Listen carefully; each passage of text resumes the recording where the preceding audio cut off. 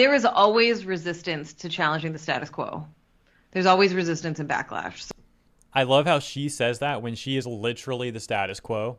Context is this account, Alex the Hat Man Baldwin, saying, "What if I told you that I've seen one of Anita Sarkeesian's private lectures that she gave to a game developer about 4 years ago? If you're not familiar with this person, first of all, that's a good thing. Unfortunately, now you will be, to an extent.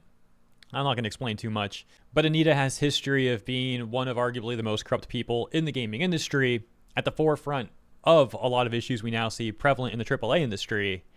But she was all the way back from like 2014 or so, real old school person. I wasn't familiar with her up until more recently. But yeah, she has a history of like being a part of this group. I think she was the founder of Feminist Frequency, sort of group that interjects themselves in the gaming space, causes a lot of problems, and then tries to sell the solutions to said problems that they created. AKA, to use a word that these sort of people love to use, you know what's coming, a grifter. Complete and total grift. So back to this. There is always resistance to challenging the status quo. There's always resistance and backlash. So I think that maybe I can illustrate this with an example. So I don't debate people. For years, these fucking assholes on the internet are like, debate me. Like, I'll pay you 10 grand if you debate me, blah, blah, blah, blah, blah. And I'm just like, no. And the reason I don't is because it is a lot harder. When you're perpetuating the status quo, you can Oh my gosh. use 2-3 words to get your point across. When you're challenging the status quo, you have to unpack the status quo. Dude, her opinions have been supported for years by big government and massive corporations. But okay, yeah, tell us how you're against the status quo.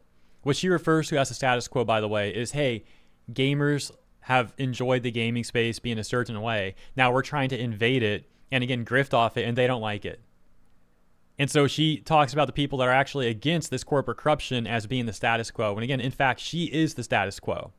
And we are the ones going up against corporate corruption. And then provide a vision for the future and the alternative vision, right? So you are immediately in a losing position, right? Like you can't win that. There's no way. And so That sounded like a lot of cope, by the way. think for me, That sounded like a lot of cope for why she won't debate people is what I mean. But I mean, I never expected her to debate anyone. She's not a debater.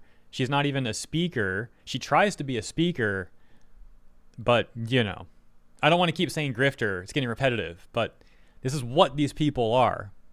all of the work that anybody does that's challenging the status quo to build more progressive, more social justice world Oh my gosh, imagine unironically saying that. is immediately confronted at every turn constantly with that type of resistance. It's a lot of like, how do you phrase things in a way that is accessible to the largest audience possible while retaining the core of what you're trying to say without dumbing down what you're trying to say, right? I loved what Bell Hooks was such a huge inspiration to me when I started, who talked about how she used pop I'm not going to lie, guys. I don't know if I'm prepared for an almost 5-minute long clip of Anita Sarkeesian. I can already feel myself wishing I took Tylenol before watching this. culture in her classroom as a way to engage with students on issues of difference and transformative justice, and that she used accessible language, but she didn't ever reduce the she didn't ever simplify what she was saying, right? It's not like she had to make her concepts and her theories less intellectual. She just figured out a new way to say it. And I think for me, We're not lagging, by the way. The clip is laggy. in the bulk of my work in the past has been a lot of like, how do I phrase things in a way that I can get the most people to understand or to hear me or to get on board, right? I spent a lot of time thinking about, there's this concept called the spectrum of allies. It's Oh my gosh. Oh my gosh, that's cringe. it's kind of like a half circle. And over here you have your closest, most ardent allies that will always be on board. And over here you have the people that want you to die and hate you and think you're the worst ever. And in the middle you have the people on the fence. And I spent most of my career talking to these people. Yeah, right. Bro, you spent your career talking to people a part of the hive mind. Is she seriously like, oh, I was talking to the people in the center? No, no. Who's going to listen to a place called Feminist Frequency where it's a lot of slop, mainstream corporate approved, government approved talking points? It's not the people in the center. It's people who have the same hive mind that she's a part of. Right, because they're Oh my gosh, what a crazy thing for her to say right there. the people who could go one way or another, and that can create a larger sort of cultural shift, right? As we're talking about building a critical mass. And for them, there's a specific kind of language I would use to talk to them versus talking to people that are already on board, and I can use all the internal lingo and all the academic speak and all that kind of stuff, right? It's the preaching to the choir model. So academic speak, aka buzzwords we created, and if you don't know what they are, we're going to say that you don't have media literacy. And it's like, no, this is specific activist terminology from a framework that they made intentionally to be manipulative with their rhetoric. And yeah, of course, no one intrinsically knows what these buzzwords are. They create them and then they define them. And then when people understand what they mean and they start criticizing them, then these people suddenly redefine them and they shift the goalposts. This happens over and over and over again. And it's something I've talked about in much more detail in prior videos. I don't want to go down that whole, not really rabbit hole, but I don't want to go down that entire discussion right now. I don't know. That may have been a tangent, but I think about that a lot in terms of what are the challenges. Like, and even in your workplace, right? You think about like if you're trying to make change or like ERGs are trying to do stuff, like you have to think about how you present your message and how you talk about stuff. And you also have to understand that people are going to find you when they're ready. So you're planting seeds, right? Like you're just like, you know, if you share a little snippet here and there and somebody argues with you and whatever, and they come back 2 years later and they're like, oh, fuck, I know what you were talking about now. This happens to me all the time. I get so many messages from people who are like, well, I was a shitty Gamergator and I'm sorry. And I fake, so fake, literal ops, literally your side LARPing as if they are on the other side and then saying like, oh, you changed my mind. Seriously, I was on the other side. Never the case. I know better now. And I think some of it is age. Like, not that Gamergate was only kids, but it's age. And it's also what we're talking about is this systemic shift that has happened over the last decade that, like, while we've had extremely regressive politics and an extreme backlash to the progress, we have seen... The progress, by the way, the progress, quote-unquote progress that she's referring to is actually very archaic schools of thought that they try and now, like, recycle, and they say that's progressive. And it's like, dude, this whole entire school of thought is archaic and outdated, but they want to shovel this on the people and act like it's new and revolutionary when it isn't. A progressive shift. Like, let me tell you, in the middle of 2020, when like the big Black Lives Matter protests were erupting, hearing mainstream people say the word white supremacy was a fucking shock, because as like activists, we were using the word all the time, but we would not use it in like mixed company because people didn't understand that white supremacy wasn't just like Nazis, right? And the fact that that is now mainstream and we're saying that word and we're talking about capitalism. Like I said in the very beginning, it's hilarious that she's LARPing as if she's against the status quo. And now she's basically reinforcing the fact that she isn't. Like, it's not... I like how she didn't realize that, by the way. It's pretty funny. Just the air we breathe. It is a system that could change potentially. Like, this shift is happening, right?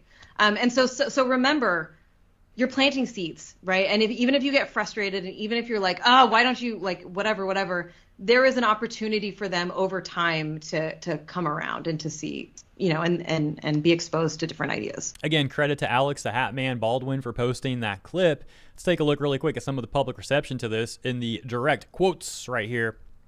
We got Squiggles. Perhaps one of my most right-wing opinions is that Gamergate chuds were actually quite justified, interrupting in panicked rage that this person had power in their hobby. We got Endymion next, says, so Anita Sarkeesian confirms exactly what everyone thought by her own words. She doesn't care about games at all. It's all about activism for her. It's pathetic. And it's true. And this is the case for so many people like this.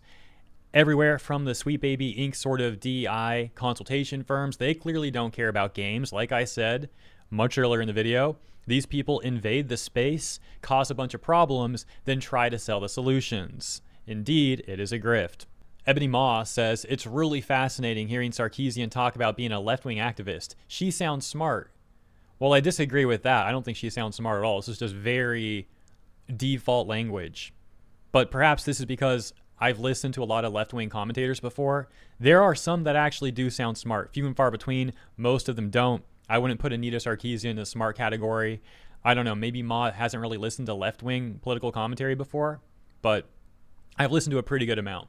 And again, Anita in this clip, very low bar. Nothing smart about it. Very just typical standard talk. But Ma finishes with this. Says when you hear her talk about video games, she sounds like a moron. It's very clear she has no idea what she's talking about. It's why most gamers see her for the invasive charlatan that she is. But in secret, when she's free to talk about her actual agenda, you can see that she's more thoughtful and methodical. She's an activist by trade, poorly wearing the skin of a gamer, as if we needed confirmation of that. So the latter part of that comment does seem more accurate. I just disagree with the former part that we already went over. So let's continue.